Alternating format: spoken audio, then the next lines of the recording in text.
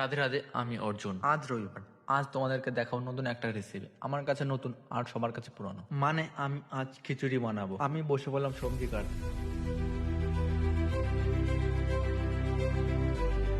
সবজি কেটে ধুয়ে রেডি করে চলে গেলাম মুগ ডাল ভাজতে। জানি না আমি মুগ ডালটা কত সময় ভাজতে হয়, তবু আমি লাল করে ভেজে নিলাম, কারণ মাকে দেখেছি এমন করে বানাতে, তাই মার স্টাইলে বানানো শুরু করলাম। আর এই খিচুড়ির সঙ্গে আছে মাছ ভাজা, বেগুন ভাজা, লঙ্কা ভাজা, সঙ্গে একটু লবণ। এই সব দিয়ে খেতে একটু আলাদাই মজা।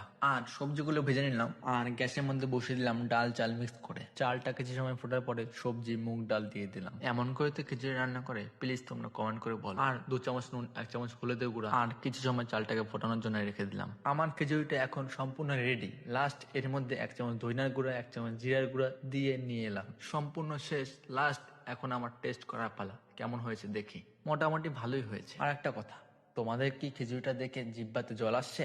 যদি এসে থাকে তাহলে কমেন্ট করে বলো, তোমাদেরকে পার্সেল করে দেবো। আজ এখানেই শেষ করছি ভিডিওটি। আবার দেখা হচ্ছে তোমাদের সঙ্গে কালকে।